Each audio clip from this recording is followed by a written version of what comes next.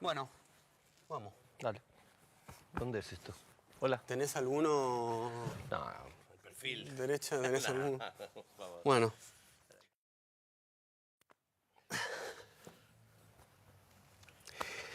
Estaba, de hecho, ahora que conecto, cosa que no es tan fácil en medio de la ciudad, como tratando de darle un toque de bola a esto, al silencio. ¿Qué significa para vos el silencio, sobre todo para un músico? A ver, el silencio es... Mejor que el silencio de Joao Gilberto, decía Caetano. Es una frase hermosa, ¿no? Divina en Brasil. ¿Y acá hay alguien que signifique mejor que el silencio, que venga a personificar? Mira, yo encuentro eso en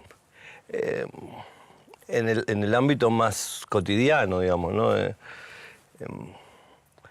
A la hora de la escritura o de la música, el silencio es fundamental, digamos, es algo que te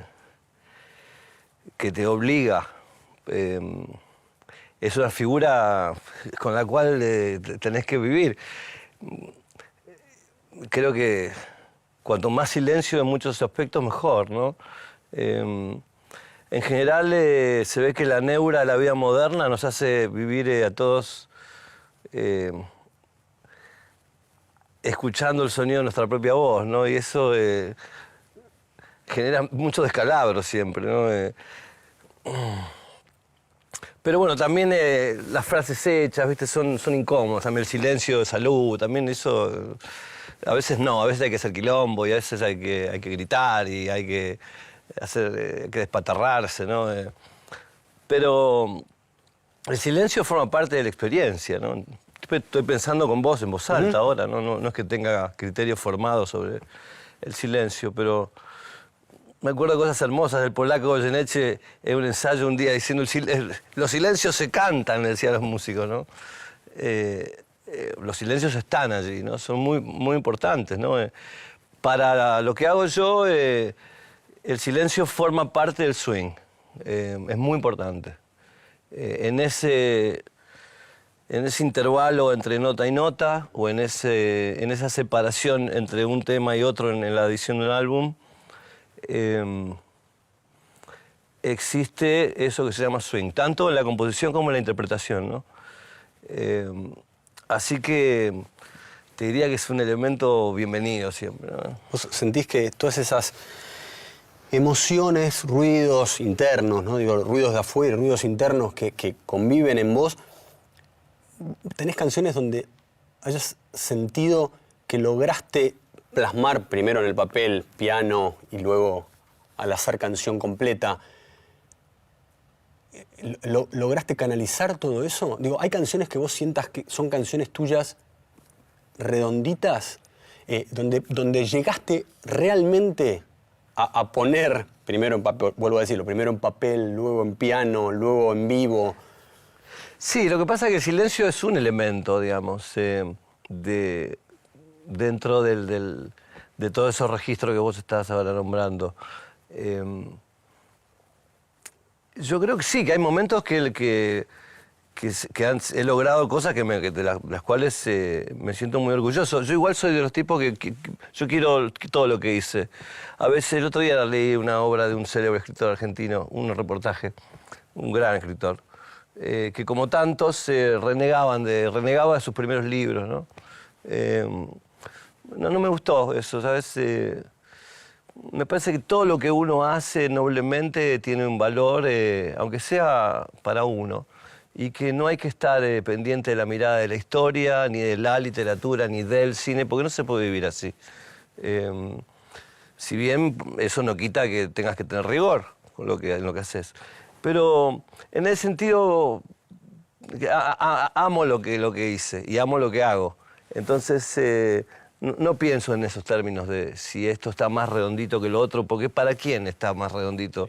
Creo que hay cosas hay momentos de uno que pueden tener una mayor aceptación en los demás y otras que no. Sí, yo igual hablaba específicamente como en vos, ¿no? Decir, acá está bien, igual la respuesta está, Claro. pero digo, si en vos, digo, yo te escucho desde el 63, desde el 83, 84, y digo, hay canciones que sé también que vos has repetido o que tocás. Digo, La rumba del piano es una canción que vos seguís tocando, Sí. Tres agujas. En general me gusta tocar músicas del pasado. Las siento actuales también, en el sentido las puedo defender y las quiero. Y a veces, si no son exactamente lo que intento expresar ahora, también sé que eso significa algo para otro montón de gente y eso me hace también que me dé deseos de volver a interpretarla. Pero te repito, hay algo allí en que cada vez que decidiste filmar o grabar y editar una canción es porque hubo una pulsión en ese momento sincera y pasional. Entonces eso para mí ya tiene le da carácter, ¿no? Incluso las que no fueron grabadas o que están ahí en el arcón, que son muchas, por cierto. Posiblemente sean muchas más de las que están editadas. ¿Y tenés alguna razón? Perdón, que interrumpa. ¿Hay alguna razón por las que están en el arcón y no fueron grabadas, no fueron editadas? Muchas veces sucede que es como cuando filmás también o escribís una película que con la escritura sentís que hay una secuencia ahí que le va a hacer bien a la historia, ya sea de carácter poético o más abstracto o alguna de carácter más narrativo. Y cuando la filmás y esa escena cuando estás así con todo el equipo, ¿no? Adquiere un vuelo y un calor, ¿no? O una risa o una emoción, lo que sea. Después cuando la pegás en la película decís, me está cortando el relato, ¿no? Sí. Me está parando algo. Uh-huh. Y con los discos muchas veces sucedió. Por ejemplo, casos como la balada de Don Elena estaba compuesta para Tercer Mundo. Y en ese momento entendí que estaba Carabelas de la nada. Entonces era más importante Carabelas dentro de la estructura de la edición del álbum. Pero tenían algo... Estaban hechas en la misma época. Y en común, digamos, tenían el tono menor, Sí. el tono cansino. Don Elena sería como una especie de milonga pop en Sí. toda la primera parte, digamos, ¿no? Que se maneja con los 4 acordes, digamos, ¿no? De clásico de la milonga. En ese tema creo que era mi, do, fa sostenido, si, mi. O mi sol, fa sostenido, si, mi, que es una vuelta clásica. Y en Carabelas estaba toda la vuelta por quintas. Y estaba el tono melancólico sí. de aquellas dos canciones. Y preferí la postal porteña que el relato fantástico de Don Elena, ¿no? Aparte, Don Elena era una canción muy larga, entonces la probé en infinidad de lugares de la edición y no funcionó. Y después en El amor después del amor ocupó un lugar perfecto, te diría, de descanso y de gran explosión al final del tema, que le sirvió al andar del álbum. Así que como ese caso te diría que hay muchísimos dentro de lo que he hecho. La balada fue como un acercamiento muy concreto tuyo al cine, ¿no? Fue, de La hecho, primera película. La primera película.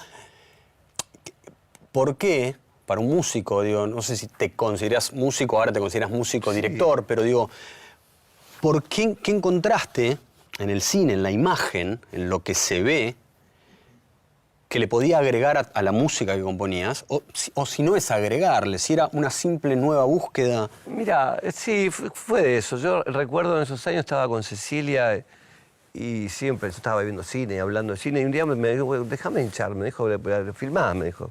Ella te dijo. Sí, vamos a filmar. Yo estaba, hacía los dibujitos de las Storyboard. plantas y ponía las cámaras acá y después escribía entra tal personaje, tal otro. ¿Con la idea de dirigir? Lo hacía, me era algo, me divertía, ¿no? Como dibujar Sí. o escribir o lo que sea.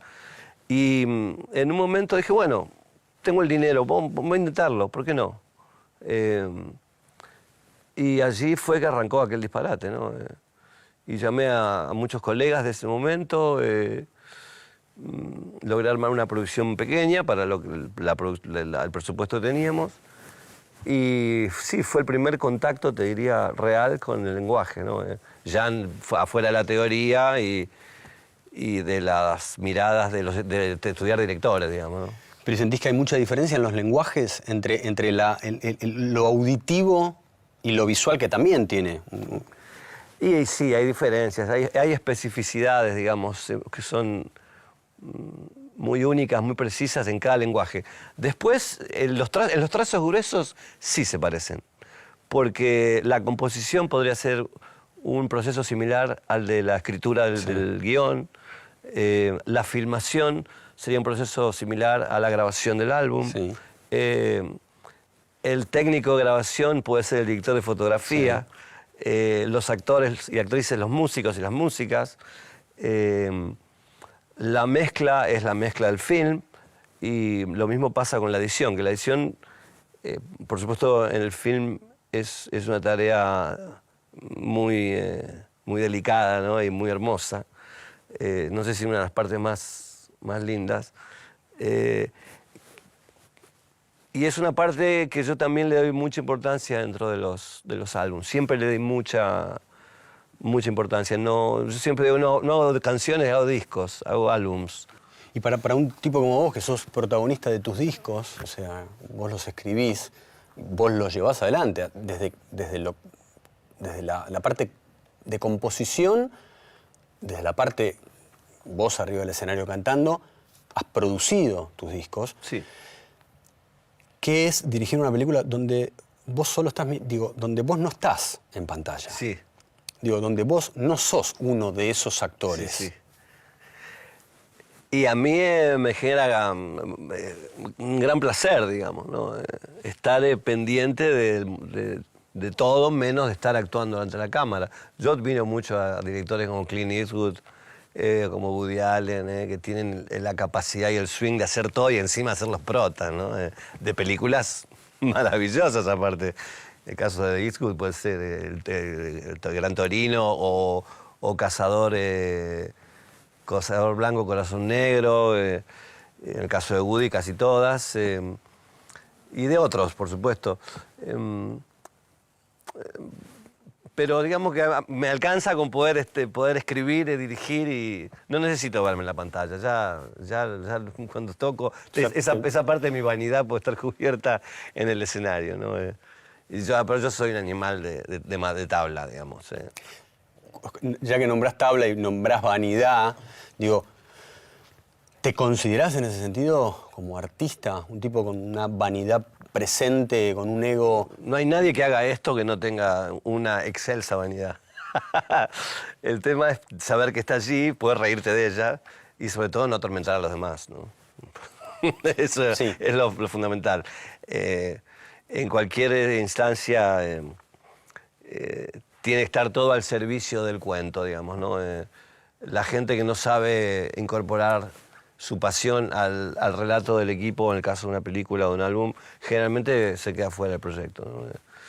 Pero bueno, también encontrás que en las tensiones de los actores dentro de un set o de los músicos en un ensayo, existe algo que es lo que pone viva la música, ¿no? O como en la composición misma, cómo charla la cuerda o cómo discute la cuerda con el metal, o cómo se van quitando, o cómo pelea un actor, vos lo sabes muy bien eso, cómo pelean los actores adentro de una escena por hacer valer su punto de vista, hasta que el director te dice, hey, flaco, está bien, pero me está sacando la escena de eje. ¿En qué situación estás en relación a lo que... Pero no hablo específicamente de los medios gráficos o del periodismo, hablo de lo que uno quiere decir en un mundo que muchas veces escucha muy mal también, o que escucha lo que quiere escuchar y de hecho transcribe o interpreta o traduce lo que quiere traducir, ¿no? A veces hay ideas ya desde mucho antes de cuál va a ser el título de una nota. Los obituarios, por ejemplo. Sí. ¿En qué situación estás en relación a este tema? Mira, hace muchos años muy lejos, o sea, no me interesa nada lo que pasa en el cacareo mediático, para serte sincero. Vengo a hablar con vos porque me gustás vos, sos un flaco encantador y me gusta charlar con vos, aunque sea esta situación Somos varios. curiosa de tanta gente, pero no... Yo estoy dedicado a mi familia, a mis hijos y a lo que hago.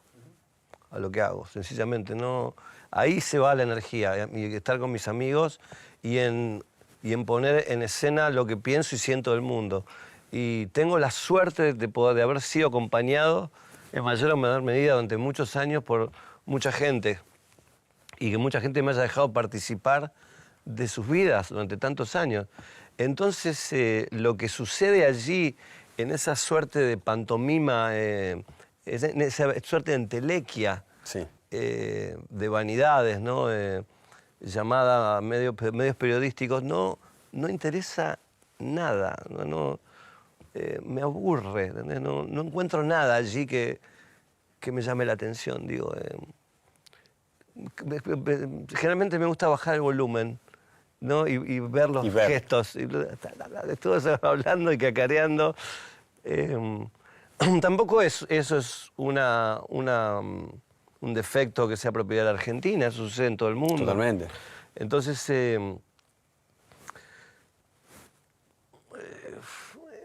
no sé si hubo épocas mejores. En realidad siempre estuve más concentrado a estar arriba del piano que en otra cosa, digamos. O estudiando, o leyendo, escribiendo, o saliendo con amigos de joda o lo que sea, pero afuera de allí, ¿no?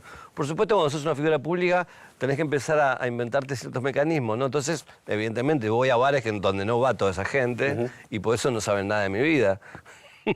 Y voy a lugares donde no se me encuentra fácilmente. Pero, te repito, para serte sincero, no encuentro nada allí, ¿no? que me interese, digamos. ¿Te asusta cuando no aparece nada? Digo, momentos de estar sentado en el piano y no aparezca. No. No, porque aprendí con los años que esos silencios son fundamentales.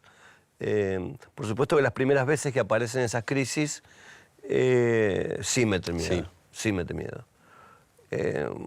No viene mal, se paró. Pero no. Es simplemente aprender a esperar. Y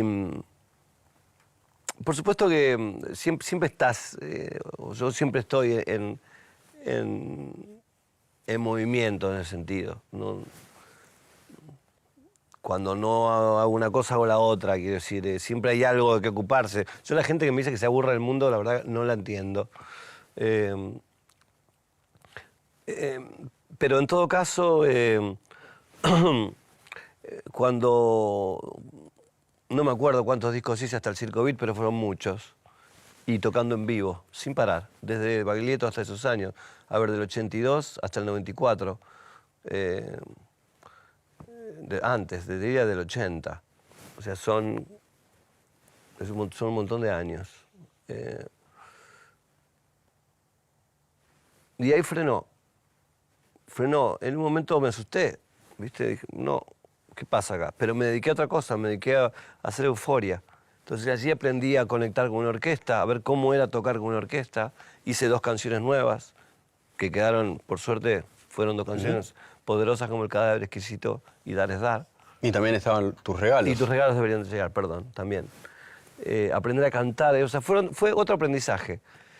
Después vino la gira esta con Miguel Ángel Estrella, con Gerardo Bandini, que es uno de mis grandes maestros, ¿no? En la vida y en la música. Después vino el disco con Sabina, entonces ahí ya me empecé a desentumecer un poquito con la música al menos.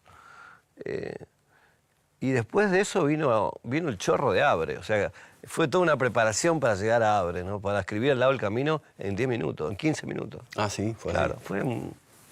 O La Casa Desaparecida también. Fue unos meses donde se abre la canilla. Que La Casa es una radiografía argentina, digo, actual, todavía. Digo, cuando uno piensa la letra, digo, ¿no? Hay una radiografía todavía tristemente actual. Sí, yo creo que sí, son esas canciones que, como si hubiera pobres corazones, hubiera preferido no verlas descritas, ¿sabes? Sí. Pero no me enorgullece que sean actuales, ¿no? Si bien no todas no todos los momentos de la canción, digamos, son coyunturales de ese momento de escritura, hay hay como algunas hilachas de la historia del pasado, de la Argentina. De alguna manera sí, sigue estando allí eso latiendo, ¿no? Latente. Cuando arrancaste con todo esto, digo, en realidad me gustaría ver si puedo yo llegar a recibir eso de qué te pasó, viendo que Charly García te levantaba los dedos de uno, qué te pasaba los primeros encuentros con Charly, qué te pasaba los primeros encuentros con Luis. Y si eso se pierde después, con el paso de los años, ¿no? Como, ¿y ahora quién más? Interesante. Mira, para serte sincero, yo tuve una época, digamos, a ver, a mí me liberan, digamos, yo liberé París, decía Scorsese en la película de Tavernier. Cuando hacía de manager, ahí le decía a Dexter Gordon. A mí me liberaron Luis y Charly. O sea, en Rosario, en el año 76, los vi con muy poco tiempo de diferencia uno del otro. La máquina de hacer pájaros de García y El Jardín de los Presentes con gran parte del repertorio anterior de Invisible. Entonces tuve una gran época de fan de ellos. En el sentido de tenerlos idealizados. ¿Y sabés de qué te liberaron? Sí, liberaron la voluntad y el deseo de hacer música. O sea, me indicaron que lo que yo tenía que hacer era eso, porque yo encontraba felicidad y placer y alegría allí. Encontraba sensualidad. Por eso no me interesan todos estos cacarulos que están por los diarios, ¿entendés? Yo vengo de otro palo, ¿entendés? Yo soy admirador de Juan L. Ortiz, ¿entendés? No puedo leer, no necesito que nadie me explique el mundo desde las editoriales. Bueno, era la frase de Luis Alberto, ¿te acuerdas? Esa la tapa cuando lo agarraron saliendo. Lea libros. Lea libros. Entonces yo siento que ellos hacen sin querer una operación maravillosa, pero tan maravillosa que cuando los conozco, inmediatamente me siento cerca allí. Por supuesto, estás tocando con García en su momento, en la cumbre de la ola, era como estar en el taller de Goya, o en la sala de los Beatles. O sea, no hay ninguna exageración en esto. Yo vi cómo se puso a funcionar toda esa máquina, ¿no? García con las polirritmias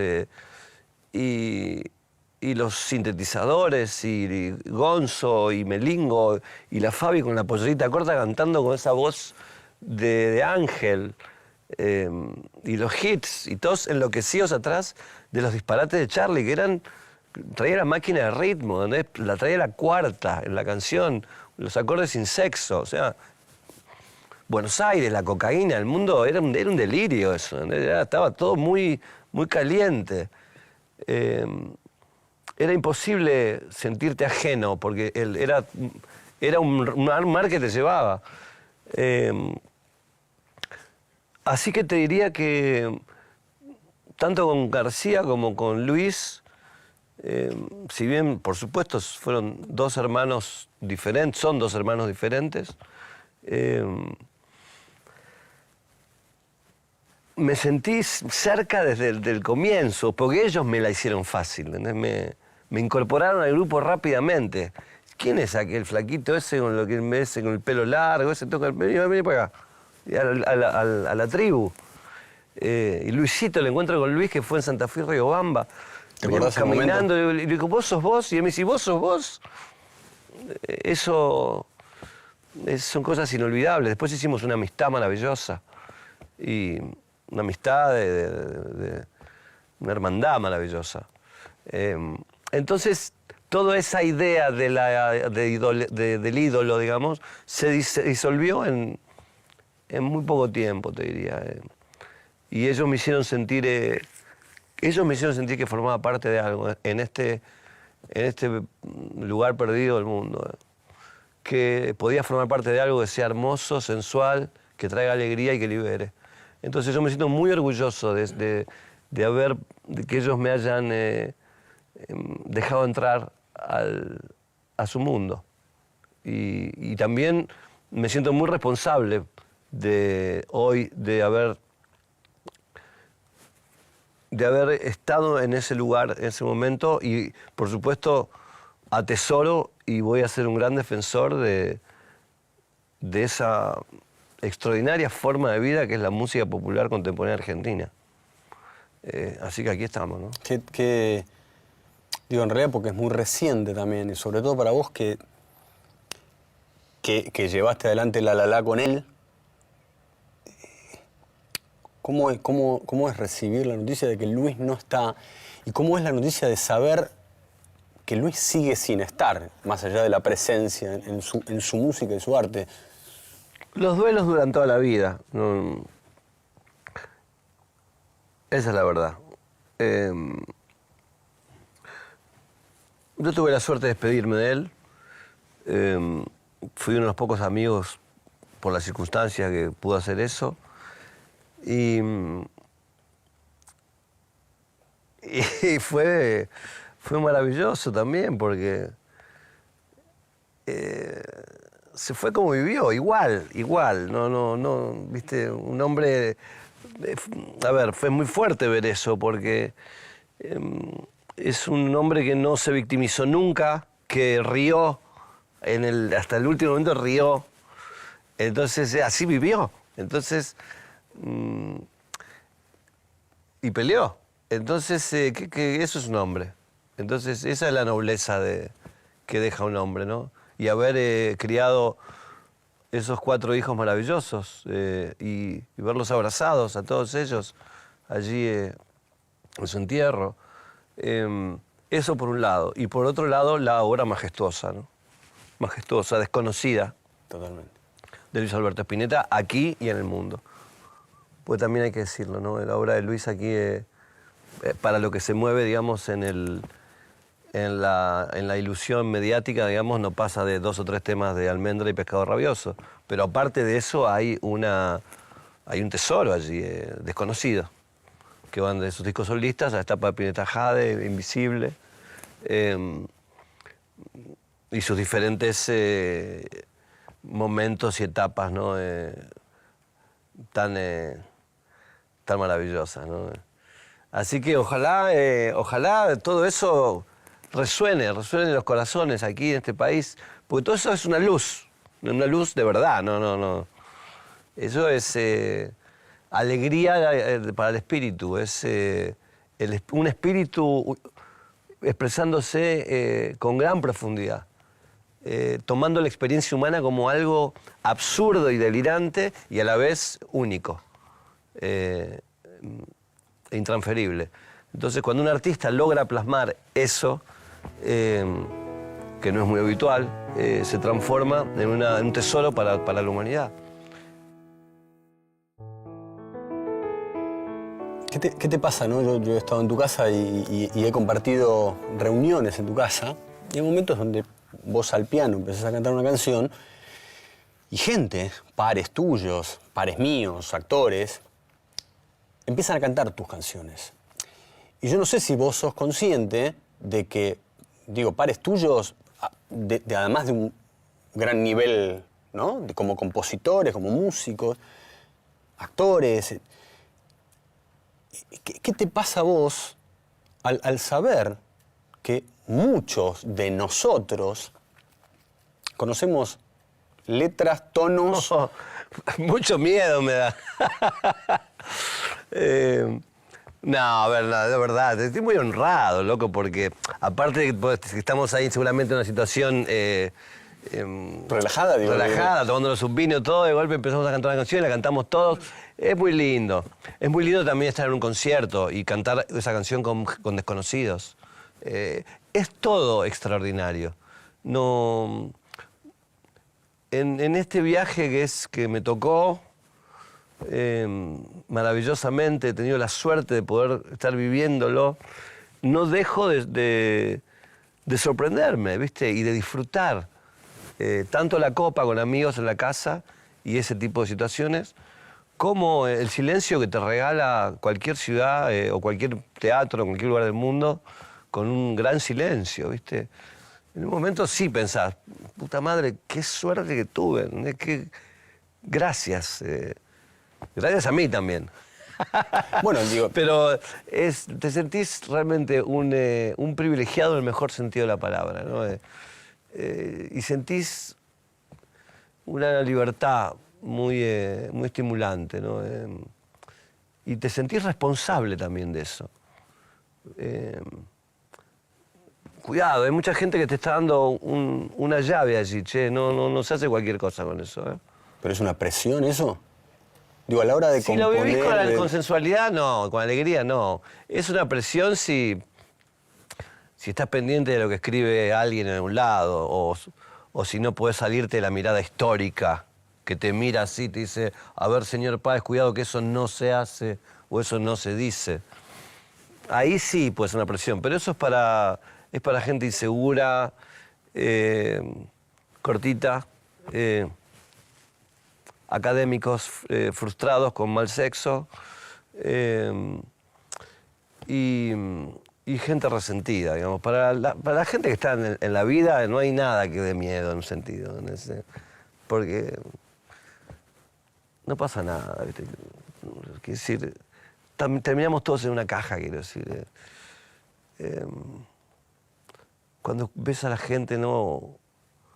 O a mucha gente, el dedito, usted, pum, pum, pum, señalando, ¿no? Los defectos de los demás y cómo debería ser la vida. Francamente, pensás qué poco Rolling Stone que tienen esto, ¿no?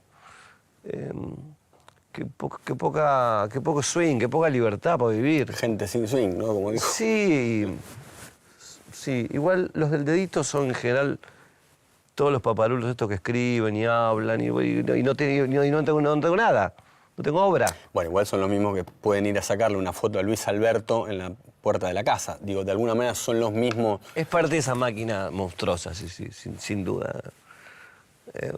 Que no cuenta nada, no trae nada, pero de ahí hasta altas firmas intelectuales, ¿eh? Sí. O sea, no encuentro mucha diferencia en este momento. Hoy leí una nota de una besada intelectual en el diario La Nación le decía a la presidenta cómo tenía que hacer las cosas. Vos podés estar o no de acuerdo con un presidente, quiero decir, pero tomarse la atribución desde una tribuna parcial aparte, para indicarle a alguien elegido por el pueblo cómo deben ser las cosas. Incluso le señalaba, Beatriz Arlo, vamos a decirlo, le señalaba, ojalá no se equivoque. ¿Desde qué lugar un civil que no participa en la vida política, digamos, y ella se ufana de eso, puede decir una barbaridad de esa naturaleza? O sea, toda esa gente que no construye, que no trae nada a la tribu, no cuenta. Al final, el tiempo hace su tarea. Y no hay que despreocuparse de esas cosas. Pero en el medio ponen muchas trabas y muchos inconvenientes para que las cosas resulten más felices, ¿no? Hay algo que en tus composiciones desde el 63, desde antes, ¿no? Digo, de la época de Rosario, con Baglietto, desde aquellas canciones, ¿vos sentís que hay algunos patrones de composición parecidos? Digo, hay temas a los que recurrís o que inevitablemente tocas. A ver, yo creo que hay algo ahí, por ejemplo, si uno lo sigue a Nevia, que es uno de los grandes inventores rosarinos, en Lito ves a través de su obra una serie de elementos que él va desarrollando y que los va abordando de diferentes lugares, tanto en el canto como en la armonía, y en la rítmica fue muy variado él. Pero que en la armonía y en el canto sí ves cómo eso se va expandiendo en el tiempo y fácilmente podés reconocer al Lito de la balsa con el Lito de ahora. Y por supuesto todos los del medio. Pero digo, yo creo que de alguna manera, ¿no? Una suma de errores hace un estilo. No lo digo por Lito, sino incorporando una suerte de humor a la idea, ¿no? Muchas veces te encontrás que sí, por ejemplo, la novena, yo me siento al piano con la novena ya. Entonces la tengo que sacar a veces. Pero muchas veces la saco, no, está mal que la saque, porque Se ve que mi naturaleza es la novena también, o que me lleva allí una primera sensación. No hay que abusar de eso tampoco, por un lado. Y por otro lado también hay que dejar que las cosas... hay que jugar también, o sea,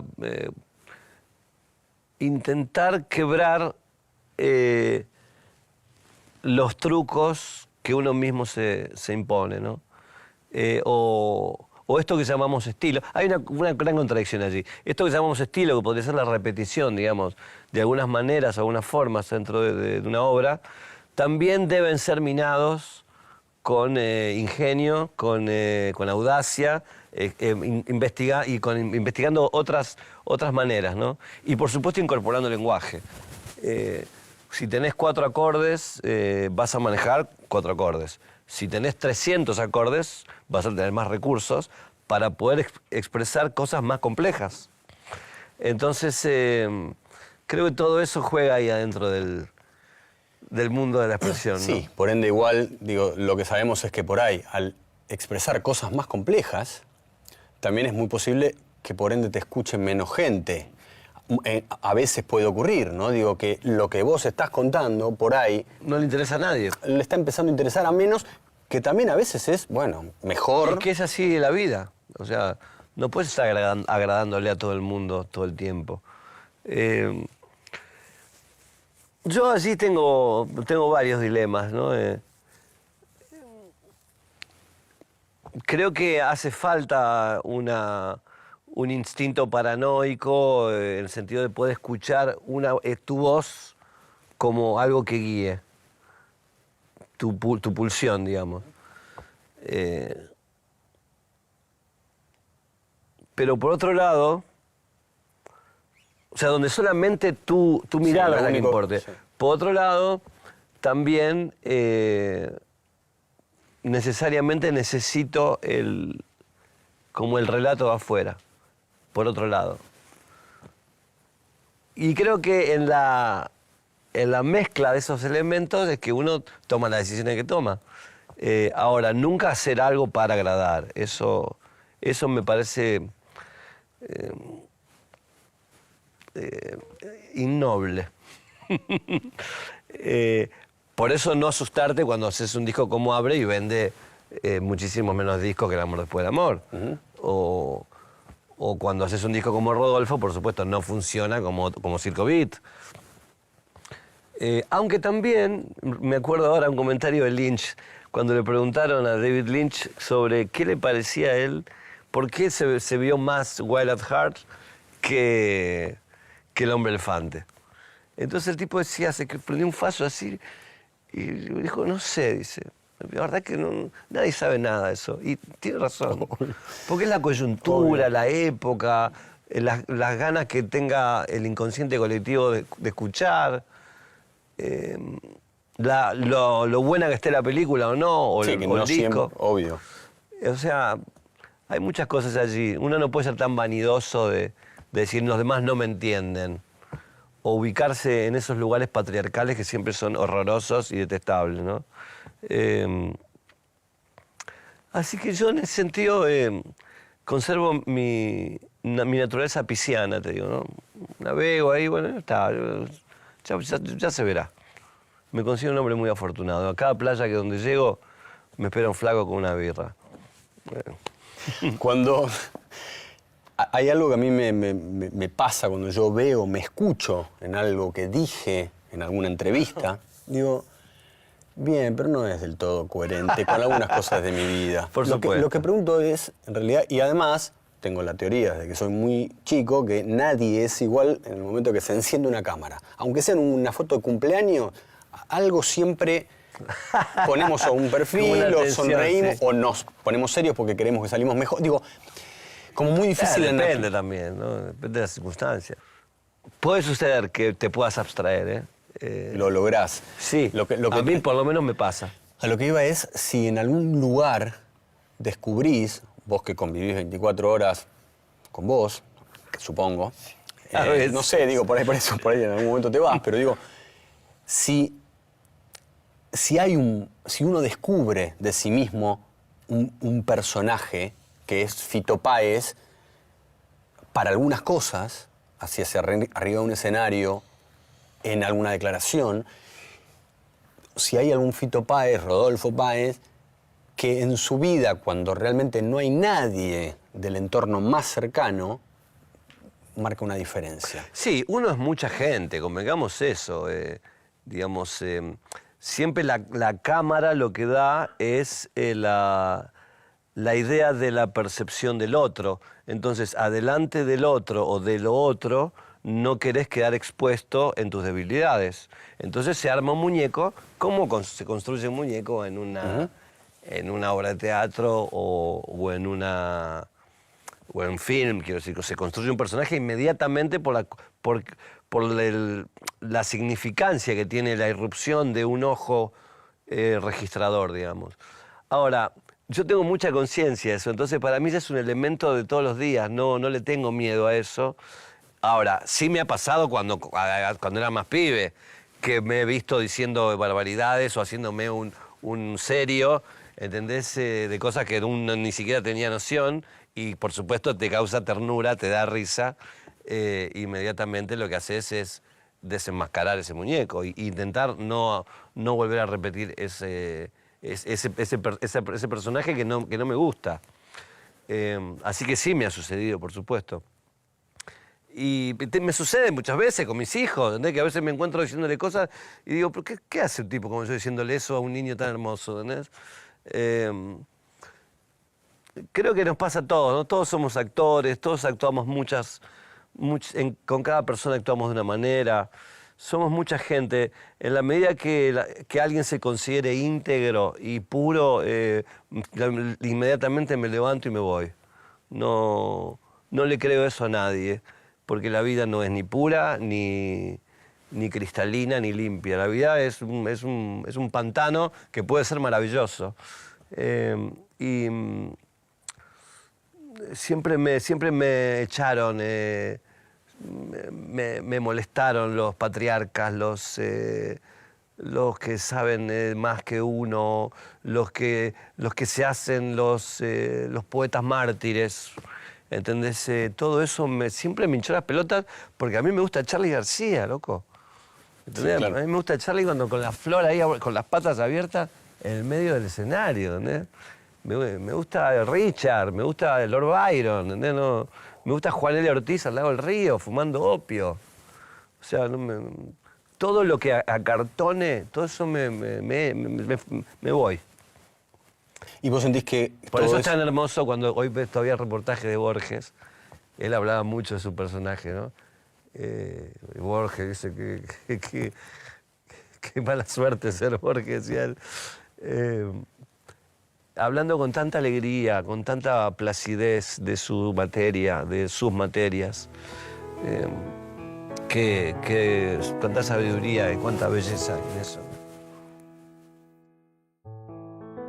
Cuando recién hablabas de tus hijos y de cómo ves el mundo, que puede ser un pantano que puede ser maravilloso,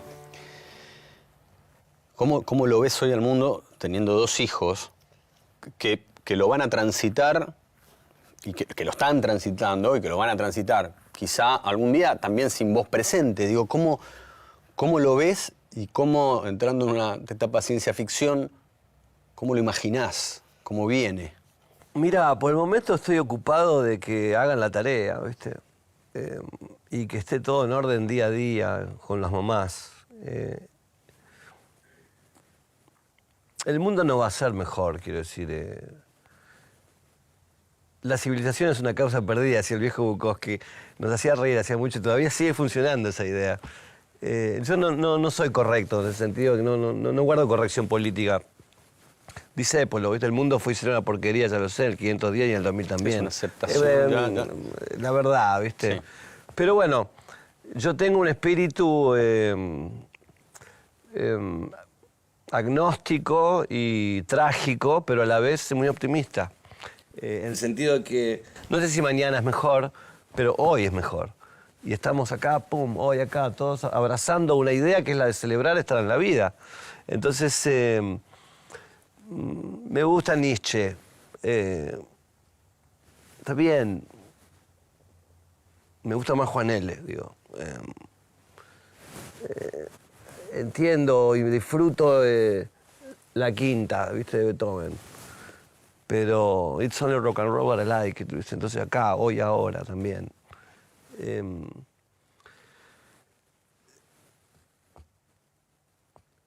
Quiero decir, el mundo va a ser así. Es un mundo hecho de guerra y tensiones. Y en esas guerras, en el medio entre guerras y entre tensiones, sucede la vida, de la cual nadie sabe nada.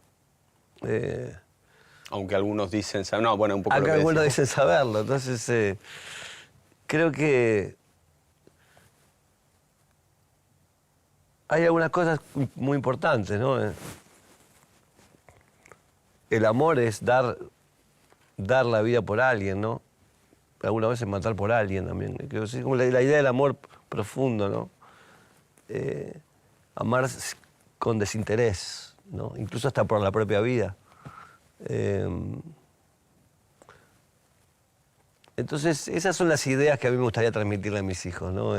¿Sentís que lo transmitís? Sí, que sean generosos, que sean nobles, ¿viste? Que no se guarden el vuelto, ¿no? Que repartan la torta, ¿viste? Que ayuden, que estén ahí en el barrio ayudando para que todo funcione mejor. Que traigan algo a cuento a la tribu, que ayuden a tender la mesa, que hagan la cama. Cosas elementales, ¿entendés? Para que puedan ser felices adentro de esta caverna. Que disfruten el aire, que escuchen yeah, yeah, yeah.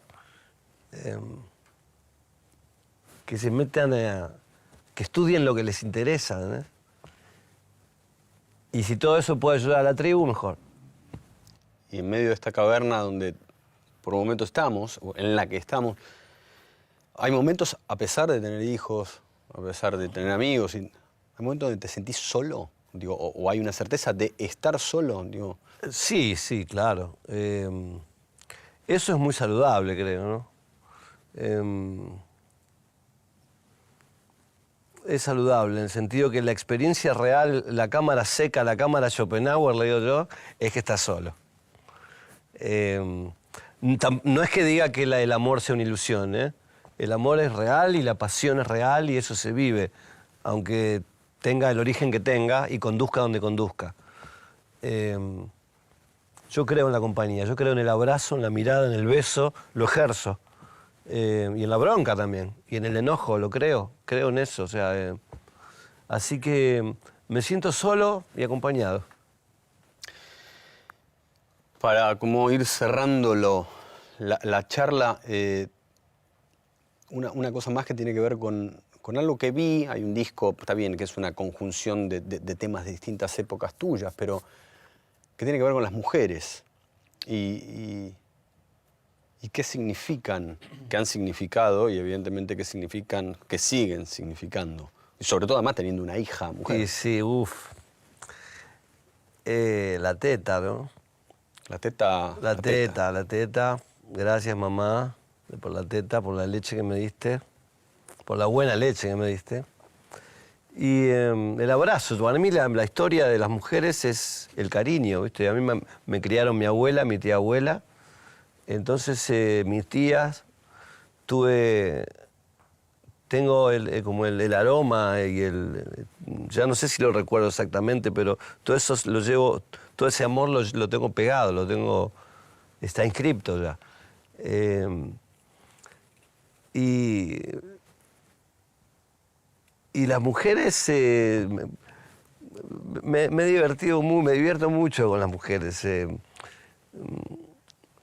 He aprendido mucho de mí con ellas.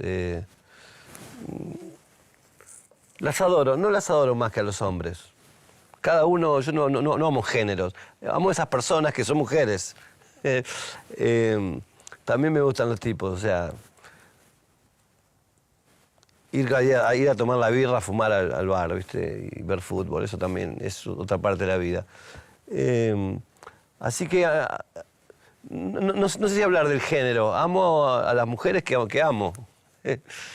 porque han sido muy rabiosas conmigo, porque han sido inteligentes, porque me han puesto en mi lugar, porque me han cacheteado, porque me han dado polvos maravillosos, me han dado hijos. Entonces, no podría hablar genéricamente, ¿no? Yo, en realidad, recién tuve una charla, estoy teniendo esta charla que para mí es parte de una elección también. Yo tenía este ciclo de 13 entrevistas y en realidad hay una razón bastante demagógica y egoísta, que es, yo quería hablar con 13 personas específicas, claro. Específicas.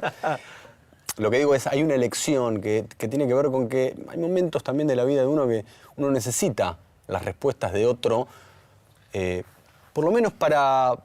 Y también tiene que ver con una frase tuya, ¿no? Uno pasa buscando y perdiendo certezas, ¿no? Y digo, hay momentos donde no las tenés y por ahí, escuchando a otro que por ahí en ese momento tiene alguna, decís, Sí. bueno, por ahí ahora me agarras un poquito o te ayudan a seguir. Y por eso también era como una de las personas con las que quería hablar era con vos, como para entender un poco más algo que tiene que ver con vos. Digo, la vida nos ha encontrado extrañamente, también vos con Alan, con mi hermano, en distintos lugares de la vida. Y yo agradezco la charla. Dame un abrazo. Eso es lo que te puedo dar. Qué lindo.